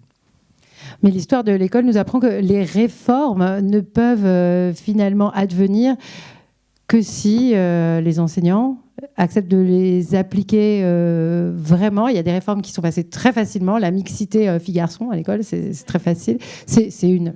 Alors, pas au sens propre du terme, une transformation et d'autres moments avec des choses de style d'accompagner les élèves davantage au collège ou au lycée qui ont été beaucoup plus difficiles à mettre en place. Là, une réforme du collège, plus récemment, complètement refusée par les enseignants. Alors, il y a des questions qui m'ont été posées, c'était pour ça que je regardais mon téléphone, sur les enseignants, par exemple, et leur formation. Et alors là, vous levez la main si vous voulez répondre sur la manière dont ces enseignants pourraient être mieux formés pour réduire la défiance envers l'école ou pour assurer une meilleure intégration de tous les publics et une lutte contre les inégalités sociales. Juste un mot, parce que je ne veux pas monopoliser la parole. On revient à la distinction qui est un poison pour notre école entre savoir et pédagogie. En fait, les enseignants français, aujourd'hui, sont parmi les enseignants européens les mieux formés de façon universitaire. Ce sont les enseignants qui ont le plus haut niveau universitaire, et c'est plutôt une bonne chose parce qu'on enseigne bien que ce qu'on connaît. Donc c'est très bien comme ça. Sauf que ce sont aussi les enseignants qui ont le moins de formation pédagogique par rapport à leurs collègues européens. Et donc là, on a un vrai souci, parce que dans l'histoire de l'école, peut-être qu'on a pensé à un certain moment que la pédagogie n'était pas nécessaire. Quand on s'adresse à un public trié sur le volet initié, de père en fils, de mère en fille, peut-être à tort, peut-être pense-t-on qu'on n'a pas besoin de pédagogie, mais effectivement, quand on s'adresse à un public hétérogène, diversifié, il faut une palette d'outils pédagogiques, de pratiques pédagogiques, et effectivement, c'est ça qui fait défaut encore aujourd'hui dans la formation des enseignants, de même que fait défaut la connaissance qu'on ne leur permet pas d'avoir de la diversité des publics. Les enseignants, aujourd'hui, ils viennent pas tous de milieux populaires, c'est le moins qu'on puisse dire. Et donc, on ne peut pas leur reprocher. Simplement, en formation initiale, on n'a pas suffisamment de temps pour leur montrer ce que sont ces publics différents et qui ne commettent pas de contresens sur les attendus que l'on peut avoir à l'égard de tous les élèves. Estelle Brénéol, parce que vous êtes enseignante sur cette formation, on parle aussi dans une question d'émancipation des élèves. C'est ce qu'on vous incite à faire. Quelle est la place de ces grandes idées aussi dans la formation et puis sur la question que j'ai posée précédemment? Moi, ce que je trouve important dans la formation, c'est cet accompagnement sur les premières années de carrière. On pourrait dire on ne naît pas prof, on le devient. Et donc c'est vrai que la pédagogie, on est peut-être moins bien formé sur ces questions-là. Peut-être aussi parce que tant qu'on n'a pas un public face à soi, c'est difficile de se rendre compte d'à quel point c'est important. Donc pour moi, vraiment, quand on parle de formation, je trouve que l'accent est à mettre sur cet accompagnement des collègues qui entrent dans le métier, qu'ils soient contractuels ou titulaires.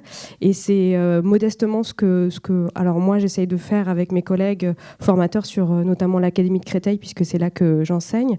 On travaille sur de multiples choses et la question, c'est de lier ces savoirs scientifiques et ces pratiques pédagogiques, ces pratiques en classe. Par exemple, on parlait tout à l'heure de laïcité. Moi, j'aime beaucoup travailler autour des pratiques délibératives, comment par le débat mouvant avec les élèves, on va les amener à construire des notions, notamment celle qui est complexe de la laïcité, comment on va les amener à réfléchir et en réfléchissant, en construisant son esprit critique, à faire d'eux des citoyens et les émanciper. Et tout ça, ça se fait par la pratique, par l'échange entre pairs.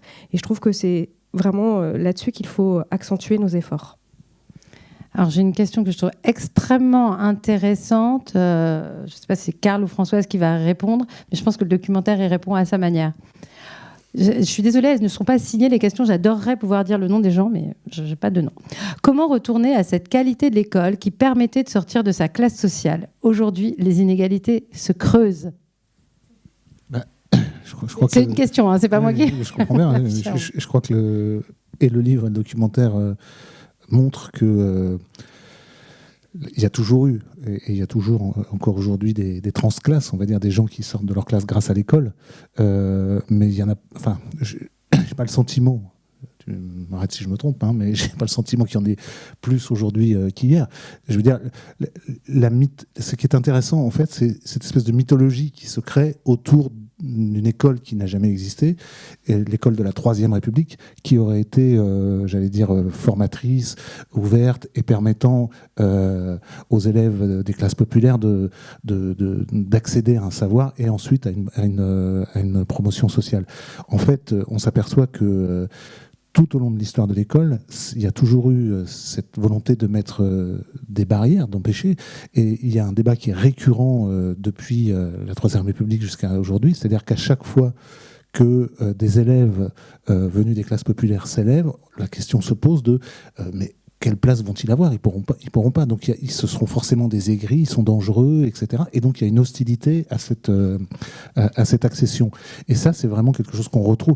Moi, ce qui m'a intéressé aussi dans cette histoire de l'école, c'est en quelque sorte l'aspect un peu ritournel. C'est-à-dire qu'on retrouve régulièrement, à chaque avancée, les mêmes débats, les mêmes craintes et les mêmes difficultés. Voilà. Moi, je n'ai pas l'impression qu'il y avait plus de gens qui progressaient. En fait, je pense que ça tient aussi au mythe des années 60, qui est le mythe des 30 Glorieuses, où un certain nombre d'élèves ont pu, grâce à une situation économique, on va dire, porteuse, accéder plus facilement à des postes qui sortaient de leur classe. Mais je ne suis pas sûr que fondamentalement l'école ait été plus ouverte. Françoise Davis. On va faire du calcul, alors, parce que c'est un peu le mythe de l'école c'est pour ça que je trouve de la belle orthographe et de la belle écriture. Cette question intéressante. Alors, il faut faire un calcul. Donc, on va prendre l'école des années 50, donc école primaire, de 6 ans à 14 ans. Ça fait 8 ans. 8 ans d'orthographe, 8 ans d'histoire que de la France, de département de la France, de géo de la France, un peu des colonies, mais plutôt la France, et de morale et de poésie, si on veut. Et donc, évidemment, cette représentation que, dis donc, on savait les départements et on avait une bonne orthographe, 8 ans, 8 ans à faire ça, pas de sciences, pas de langue. Alors, voilà, il y a des choses intéressantes qu'on dit dans le livre, au niveau des heures. Alors, il y avait plus d'heures. Ils allaient jusqu'au samedi après-midi. Donc, on pouvait faire des sorties, du sport, beaucoup plus. Mais au niveau de ce qu'ils apprenaient, on est maintenant avec des gens qui vont pour une bonne part jusqu'en terminale. Ils font de l'histoire du monde, ils apprennent les langues. Enfin, il y a quand même, par rapport à ça, une élévation de la connaissance qui est indiscutable. Cette histoire de l'orthographe et de la belle écriture, pareil, le certificat d'études, on le raconte beaucoup, parce que c'est quand même important à dire, le certificat d'études, il y avait que la moitié des enfants qui le passaient, ceux dont l'instituteur pensait qu'ils allaient l'avoir, et puis même ceux-là, il y en avait très peu qui l'avaient. Alors c'est une grande fierté de l'avoir, c'était une façon de montrer qu'on avait appris des choses qui est très estimable, mais ça ne changeait pas le cours de la vie. Personne ne demandait si vous aviez le certificat d'études ou pas pour faire un boulot, parce que de toute façon, on allait faire le même boulot que ses parents. Et jusqu'aux années 60, on allait faire le même boulot que ses parents, ou à peu près, ou des petites élévations. C'est en effet les 30 Glorieuses qui permettent à certains d'accéder à un travail d'ouvrier qualifié ou de cadre ou de technicien. Donc c'est vraiment pas c'est un mythe, c'est vraiment un mythe. Ça veut pas dire qu'elle était nulle, cette école, ça n'a rien à voir avec ça. Et de toute façon, nous on a vraiment essayé d'être ni dans des jugements, quoi. C'est une histoire, et l'histoire, elle est ce qu'elle est, c'est-à-dire il y a plein de choses à en dire, et on peut pas juger comme ça. Mais en tout cas, ce qui est sûr, c'est que s'en sortir, entre guillemets, il y en a évidemment beaucoup plus maintenant en nombre. Il y a moins de polytechniciens, de gens des grandes écoles qui viennent de milieux ouvriers que dans les années 60, alors qu'il y en a plus qu'on le bac.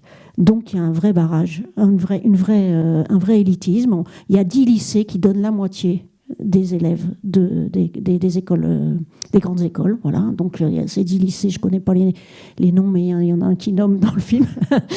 Donc voilà, il y a cette lutte incessante entre une envie de s'engouffrer dès qu'une porte s'ouvre. Il y a les parents qui poussent leurs enfants, les enfants qui y vont, etc. Et des barrages. Voilà. Et après, il y a l'état de la société. C'est plus facile qu'il y ait des cadres et des techniciens quand il y a du boulot, que quand on est...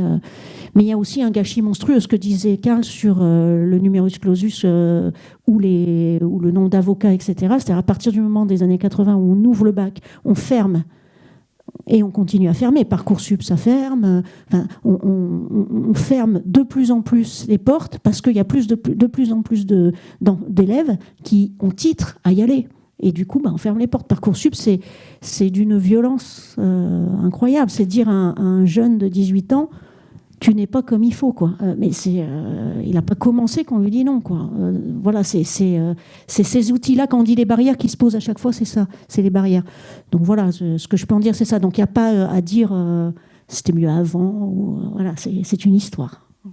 Mais c'est aussi un contre-récit à travers cette histoire sociale de l'école. C'est-à-dire que c'est vrai que le récit, on parlait des histoires qu'on nous a souvent donné à entendre sur l'école, cette grande critique qui a commencé dans les années 80 et qui continue, la fabrique du crétin, tout ça. Et en même temps, l'histoire de ces gens qui doivent tout à l'école et qui réussissent et qui sert aujourd'hui, je trouve, beaucoup à dire du bien de l'école. On n'arrive pas à dire du bien autrement de l'école qu'en écoutant des gens qui lui doivent énormément et quelque part qui font écran. Au reste, je crois que vous aviez le micro dans la main. Je ne sais pas si vous avez renoncé avec ma question ou ma réflexion, mais je pense que vous vouliez prolonger les propos de Françoise Davis. Oui, les transfuges de classe sont utiles s'ils ne servent pas d'alibi, pour que rien ne change. Parce que la méritocratie, alors moi j'ai rien contre le mérite, pour réussir, il faut travailler donc à une forme de mérite personnel, évidemment, mais la méritocratie au sens où certains l'entendent, en fait c'est une fiction, pour que l'on accepte finalement la production. C'est drôle, je ne vous interromps pas du tout, oui. Mais on me repose une question, pourquoi vous ne parlez pas du collège des années 68 qui a permis à des enfants d'ouvriers d'aller en classe prépa ? Oui, non, mais pour dire à quel point il y a eu des enfants d'ouvriers qui sont allés en classe prépa, mais c'est comme les poissons volants, Ça existe, mais ce n'est pas la majorité de l'espèce. Hein. Donc, bien sûr. Et donc, c'était pas mieux. C'était pas mieux avant, Françoise l'a dit. Aujourd'hui, 40% de ceux qui quittent le système éducatif ont un diplôme de l'enseignement supérieur. C'était moitié moins pour ma génération. Donc là-dedans, il y a effectivement des enfants du peuple qui sont parvenus à accéder aux études supérieures. Donc, c'est pas mieux avant. Il y a eu des progrès, mais nous sommes devant un problème qui est insupportable pour notre pays. C'est ce que je disais tout à l'heure, c'est nous sommes le pays dans lequel l'origine sociale pèse le plus sur les destins scolaires. Ça, c'est absolument insupportable. La question qu'on a à se poser entre citoyens, c'est est-ce qu'on peut réparer l'école sans réparer la société ? Prenons un exemple, la mixité sociale. On sait que la mixité sociale et scolaire, c'est absolument indispensable pour que tous les enfants réussissent. Ça ne nuit pas aux meilleurs, c'est très bénéfique pour ceux qui sont un peu en difficulté, la mixité sociale et scolaire. Et aujourd'hui, vous avez 12% des collégiens, puisqu'on parle du collège, 12% des collégiens qui sont scolarisés dans des collèges où il n'y a que des enfants défavorisés. Edoui Plenel. Et donc... Après. Nous avons laissé se ghettoiser des parties entières de notre territoire. C'est l'ancien inspecteur d'académie de la Seine-Saint-Denis qui vous parle. J'étais aussi en Seine-Saint-Denis. Je salue Henriette qui est dans l'amphithéâtre. On a laissé se ghettoiser des parties entières de notre territoire. Et donc, on a des établissements qui sont aussi en grande difficulté parce qu'ils n'ont pas une population suffisamment hétérogène. Et donc, tant qu'on laissera la possibilité à certains élus de payer une amende pour ne pas avoir leur quota de logements sociaux sur leur territoire, on ne fera pas de mixité sociale et scolaire correcte dans nos établissements. Or, on sait que c'est un levier puissant pour la réussite de tous. Non, je voulais juste dire, faire la publicité du documentaire et du livre, et de vous-même, parce que quand j'ai lu le livre, parce que c'est développé, votre propre regard critique sur l'histoire des ZEP est formidable, parce que vous expliquez comment vous avez été pour, et puis vous en faites le bilan aujourd'hui en montrant que derrière cette idée qui a été vendue sur l'idée on met plus de moyens pour ceux qui en ont le plus besoin, et en fait c'est une idée qui s'est retournée de manière perverse dans une nouvelle forme de ghettoisation et de non-partage. Et moi je trouve vraiment que c'est pour ça que je disais qu'il faut multiplier, bravo aux éditions Nathan d'avoir fait ça, ce débat autour de ce film et de ce livre, parce que là tout d'un coup on peut débattre d'un enjeu politique essentiel, c'est-à-dire dire ce que vous venez de dire, que le grand public n'entend pas. Il le sait, mais on ne l'entend pas dans les médias. On ne l'entend pas à la matinale de France Inter ou le samedi soir. Mais parce qu'il faut écouter France Culture. Même pas à France Culture. Et certainement pas à France Culture, à mon avis, actuellement. Je vais vous indiquer quelques podcasts. Non, je rigole. Non, les podcasts, je parle de la matinale. Je parlais de la matinale. Je ne veux pas me mêler des débats internes.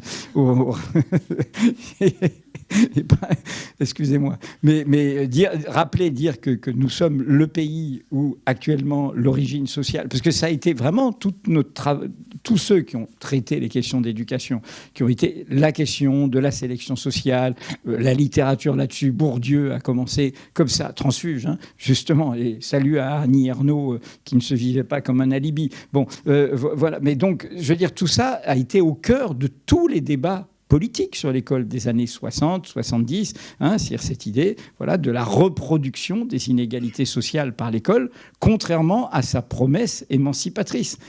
Et là, aujourd'hui, il faut quand même dire les choses, ça s'est aggravé. Ça n'a pas, même s'il y a tout ce que tu as dit et que tu as décrit sur les potentialités. Et puis, ça s'est aggravé, je le redis, avec un discours quand même idéologique qui est devenu dominant médiatiquement et qui est par rapport à ce que font les enseignants très concrètement, qui est insupportable. Moi, en tant que citoyen, je le ressens comme ça. Voilà, pardon.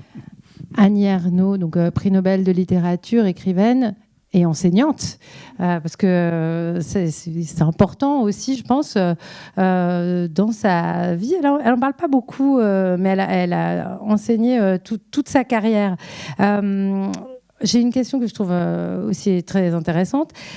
Est-ce que cela veut dire, donc ce qu'on raconte là actuellement, et puis le contenu du livre et du documentaire, qu'on n'arrivera jamais à faire tomber toutes ces barrières? À chaque fois qu'une tombe, une autre s'élève. Alors est-ce que là c'est moi qui ajoute ça, est-ce qu'on doit être pessimiste? Nous, on fait un film sur l'histoire, on n'est pas là pour dire l'avenir, on n'a pas de boule de cristal. Tout est possible. Voilà, moi je dirais tout est possible. C'est-à-dire on a entre les mains... ce que nous on a appris de l'histoire et des témoins qu'on a vus, c'est qu'on a entre nos mains la capacité de faire une vraie école pour tous. Pas parce qu'on sait faire et qu'il faut l'inventer, hein, évidemment qu'il y a des tas de choses à inventer, mais on a la capacité. Et puis, ce qu'on a appris de l'histoire, c'est que la politique et l'histoire avec un grand H déterminent en fait cet outil qu'est l'école. Et donc, du coup, il n'y a pas de réponse qui pourrait se faire qu'à l'école, mais il y a forcément à faire des choses à l'école, enfin, ce qui se fait. Et puis, il y a aussi à défendre parce que... bon, par exemple, là, c'est pas dans le livre parce que c'est trop tard, mais enfin, les évaluations, par exemple, le système d'évaluation qui se met en place là est dramatique pour même poser la question de la réussite de tous. Puisque par définition, on met en place le tri, alors tout de suite, et sur, je dirais, l'essence même du gamin, puisque c'est à partir de la maternelle et au CP, etc., où on les évalue. C'est-à-dire qu'ils apprennent pas pour qu'ils puissent acquérir le maximum de choses, ils apprennent ce qu'ils doivent répondre à l'évaluation. Donc là, il y a, par exemple, c'est inquiétant. Ce qui se passe au lycée professionnel est super inquiétant parce que s'il n'y a plus d'Estelle dans les lycées professionnels et que c'est remplacé par un patron, je ne suis pas sûre du gain. Du gain pour la société tout entière, hein, pas simplement pour les élèves, quoi. Voilà, donc il y a vraiment, on est un peu au bord du gouffre, mais il y a quand même beaucoup de... Enfin, nous, ce qu'on a appris de l'histoire, c'est qu'il y a du possible et que surtout l'école est une promesse et que cette promesse-là, il faut continuer à essayer, il faut arriver à la construire, à la tenir, quoi. C'est plus ça. Donc, mais on avait la même question quand on a fait Histoire d'une nation sur l'immigration et sur l'amour. L'histoire, elle dit pas l'avenir. L'histoire, elle permet d'avoir des outils pour se dire que ces débats, ils sont à l'œuvre depuis que se construit la nation, pour le coup, même avant sans doute. Mais nous, ce qui nous intéressait, c'est ça, puisque on prend l'idée de nation, qui n'est pas forcément celle de tout le monde, comme construire quelque chose ensemble. Voilà. Donc, sur ça, à partir du moment où on pose la question de l'égalité, pour être clair, forcément, cette question de l'égalité, elle n'est pas acquise, c'est clair et net. Elle a des hauts et des bas, et plutôt des bas en ce moment, mais voilà, c'est ouvert pour moi, quoi. Mais j'aimerais bien que Jean-Yves puisse parler un peu. Mais avec plaisir. C'est intéressant ce que vous disiez sur la promesse, parce que récemment, une enseignante, ça fait 10 ans que j'anime une émission sur l'éducation, me disait, moi, je fais une promesse à mes élèves, et la comparaison avec l'amour est très souvent établie par les élèves et les enseignants du point de vue de la déception parfois, mais aussi du point de vue de la passion. Voilà, c'est toujours... mais alors, si Jean-Yves Rochex veut bien venir nous rejoindre, je peux vous laisser ma place et mon micro pour peut-être réagir à ce qui a été dit. Voilà, je préfère que vous soyez assis, c'est plus confortable. Bonjour à tous. Juste pour l'école, c'est une promesse, mais c'est une promesse effective. C'est une promesse qui a des effets. C'est ça qui est important, parce que le débat tout à l'heure sur est-ce que c'est un mythe ou est-ce que c'est pas un mythe. D'abord, il y a deux questions différentes. Il y a d'abord le mouvement de démocratisation fait qu'aujourd'hui, on a quand même les enfants de milieu populaire accèdent à des savoirs, à des modes de pensée et à des diplômes auxquels leurs parents, voire leurs aînés, non seulement n'auraient pas pu avoir accès, mais n'imaginaient même pas pouvoir avoir accès. Et ça, c'est extrêmement important. Et le diplôme, c'est quelque chose qui est très... On vous évoquait les écoles d'entreprise, etc. Dans le film, il y a des témoignages comme ça de quelqu'un qui amène son CAP à son père, etc. C'est-à-dire qu'obtenir un diplôme, c'est pas simplement avoir l'espoir d'une position sociale dans une période des 30 Glorieuses où il y avait effectivement de la mobilité sociale plus grande qu'aujourd'hui. C'est aussi acquérir une dignité, une image de soi autre. Et ce mouvement de conquête, de pouvoir de penser, de pouvoir d'agir, de savoir, qui est porté par le fait que les milieux populaires se sont progressivement, ça n'a pas été simple, mais se sont emparés de l'école pour se faire autre que ce qu'ils étaient, autre que ce à quoi ils étaient assignés. Je crois que c'est une formule d'Edoui dans le bouquin sur la République inachevée. Voilà.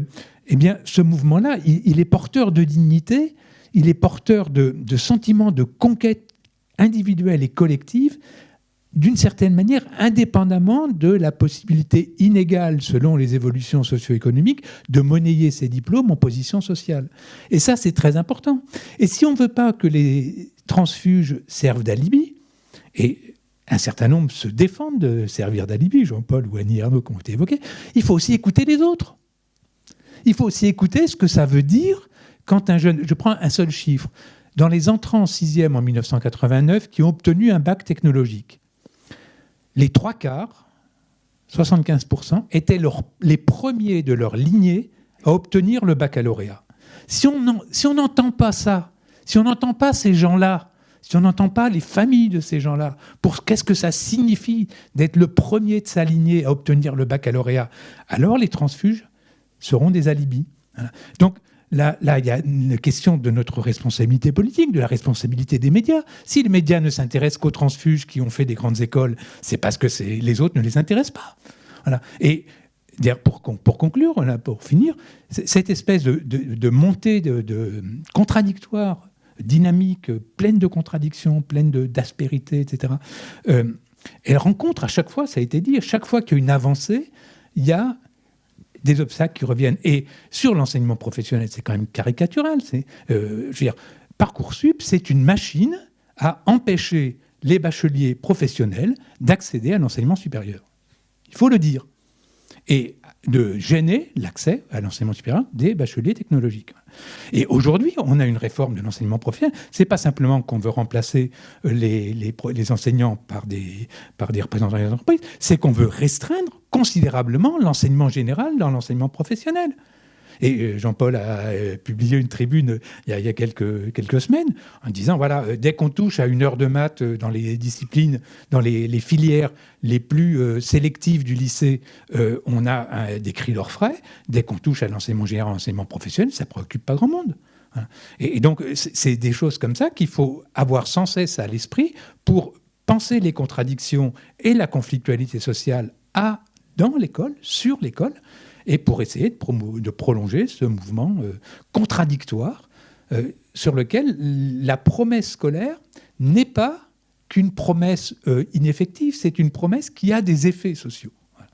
Mais des effets sociaux qui rencontrent des privilèges et des défenses de privilèges, ça c'est clair. Comme d'autres promesses qui ont des effets sociaux. Alors, on peut rappeler que vous êtes conseiller scientifique sur ce film universitaire et chercheur, pour ceux qui auraient raté le début, et que c'est pour ça aussi qu'on voulait vous entendre. Je reprends ma place, vous retournez dans le public, mais merci beaucoup Jean-Yves Rochex. J'ai une dernière question peut-être, parce que l'heure tourne, mais je trouve que c'est important de parler des enseignants. On a fait une petite référence à Claude Allègre, qui avait été un ministre pas très sympa, on peut le dire comme ça, avec la profession à travers des formules dont on se souvient, comme celle du mammouth.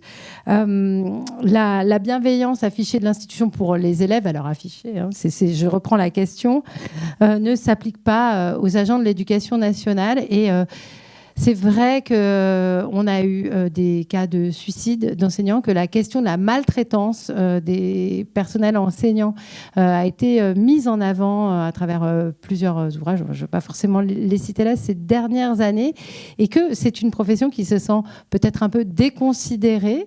Ça aussi, ça fait partie de l'histoire de l'école d'une certaine manière. Estelle Brunel, comment vous percevez... Merci pour ce piège. Cette perception. Non, mais c'est intéressant d'avoir aussi. Et puis, bon.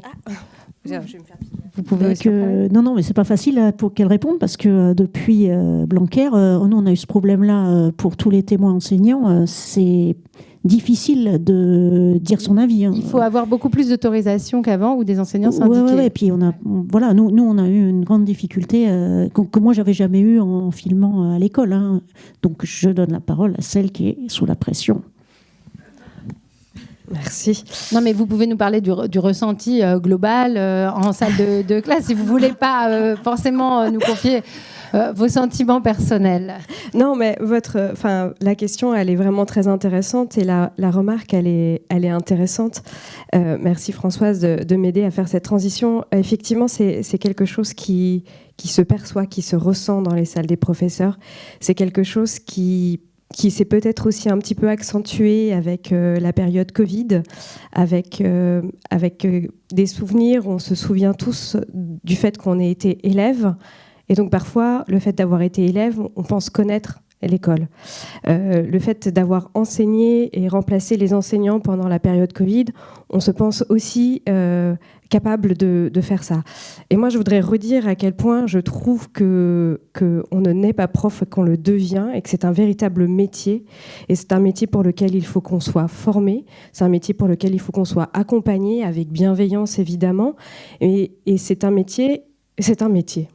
Et c'est un métier, voilà. Et donc, c'est un métier que je veux qu'on redécouvre, que je veux qu'on valorise, et surtout qu'on soit davantage reconnaissant envers ces enseignants qui passent un temps fou. J'accueillais hier des néo-contractuels, c'est-à-dire des personnels qui viennent d'être recrutés comme contractuels dans l'éducation nationale, et ils me disent ne pas dormir depuis des semaines, depuis leur rentrée, et voilà, j'ai envie de les accompagner du mieux que je peux en tant que formatrice, mais j'ai aussi envie de leur dire merci d'être là auprès de nos élèves pour essayer d'assurer des missions qui sont des missions émancipatrices, on l'a déjà dit, porteurs de beaucoup de valeurs, et pour lesquelles il faut aussi que l'aide, elle vienne un petit peu de l'extérieur pour qu'on se sente encore plus accompagné et mieux dans notre métier.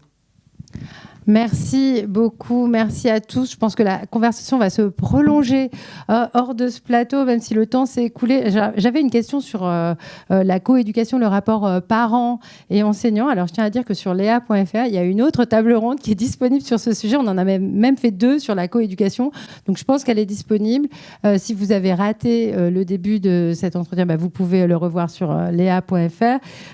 Si vous voulez lire ce livre absolument passionnant, Grandes et petites histoires de l'école, on n'a absolument pas du tout dit là. C'est publié donc chez Nathan, est déjà disponible en librairie. Moi, j'ai trouvé que c'était une lecture qui donnait beaucoup d'idées et que qui n'était pas du tout sombre en aucun cas. Et si on ne trouve pas de réponse, on peut quand même se dire que il y a des choses, comme vous l'avez dit, Françoise Davis, dans l'histoire et beaucoup de ressources. Le documentaire est à voir sur France 2 et c'est mardi le 18 octobre. Retenez bien cette date. Je crois qu'il y a même des replays dans le service public pour la télévision comme pour la radio. Voilà. Merci beaucoup pour votre écoute attentive. Et merci à vous, surtout.